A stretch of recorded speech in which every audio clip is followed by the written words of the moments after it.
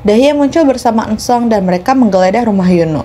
Saat menggeledah kamarnya, Eun-sung menemukan berangkas terkunci dan merasa curiga.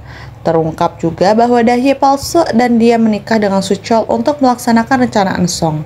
Dia juga 5 tahun lebih tua dari Suchol. Tampaknya rencana ini telah berlaku selama bertahun-tahun. Terungkap juga bahwa sekretaris Hyunwoo ada di pihak Eun-sung saat Grace-go menyuruhnya untuk menelpon sekretaris Hye-in untuk mengetahui alasan dibalik perjalanan mereka ke Jerman. Saat semua ini terjadi, Hye-in dan Hyunwoo berdamai. Sementara itu, Ibu Hye-in menyiapkan ginseng berusia seabad untuk Suchol karena dia lemah. Bom-joon mengamuk karena tidak membaginya dengan Hye-in karena dialah satu-satunya yang mengetahui kondisi Hye-in selain Hyunwoo. Sementara itu, Hyunwoo dan Hye-in berada di kamar hotel mereka di Jerman. Hyunwoo bertanya kepada Hye-in apakah dia bisa mulai tidur di kamar yang sama dengannya dan dia setuju. Kemudian, dia mengungkapkan betapa hebatnya seorang suami Hyunwoo karena tidak serakah seperti orang lain atas warisan dan Hyunwoo merasa canggung mendengar akan hal-hal itu. Keesokan harinya, Hyunwoo berdoa di gereja. Di kemudian hari, Hye-in menerima email dari pusat penelitian tentang kemungkinan metode terapi. Terungkap bahwa Hyunwoo adalah orang yang mengancam tindakan hukum terhadap pusat penelitian yang membuat kepala dokter mengambil keputusan ini. Di spa, Grace menegur Dahye karena ceroboh dan tertangkap di lokasi berburu. Grace kemudian memanipulasi Ibu Hye-in dengan berpikir bahwa Hyunwoo sengaja mempersulit Suchol sebagai balas dendam karena tidak dicantumkan dalam surat wasiat Hye-in. Kemudian, saat keluarga tersebut sedang duduk dan makan, Bom-jae berkomentar bahwa putra Suchol sama sekali tidak mirip dengannya. Mereka bertanya kepada Grace-go apakah mereka telah melakukan tes DNA pada anak tersebut, dan Grace-go membenarkannya.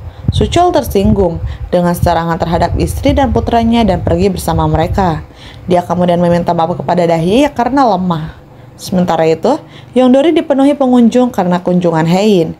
Dukwan merasa senang karena dia yakin akan memenangkan pemilihan kepala desa. Namun, dia mendapati lawannya dengan cerdik menawari Hye-in sebuah apel yang terekam dalam video viral tersebut. Jadi, Yongdori sekarang diasosiasikan dengan apel dan bukan pir. Kembali ke kediaman Hong, nampaknya beberapa tukang sedang memperbaiki kamera CCTV.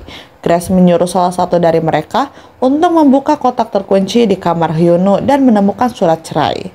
Sementara itu, Hyunwoo dan Hye-in mencoba menemukan gembok cinta yang mereka letakkan di jembatan, namun tidak dapat menemukannya.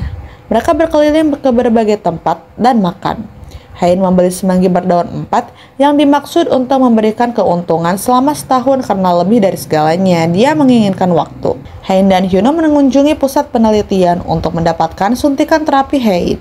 Tetapi, Hye-in berhalusinasi tentang kematian saudara laki-lakinya dan tersesat di luar rumah sakit. Hyunwoo mencarinya dan akhirnya berhasil menemukannya. Hye-in mengungkapkan bahwa saat masih kecil, dia dan saudara laki-lakinya terlibat dalam kecelakaan misterius di laut. Dan sejak saat itu, ibunya tidak bisa memaafkan kematiannya. Eun-sung menghadiahkan lukisan itu kepada ketua untuk mendapatkan niat baiknya.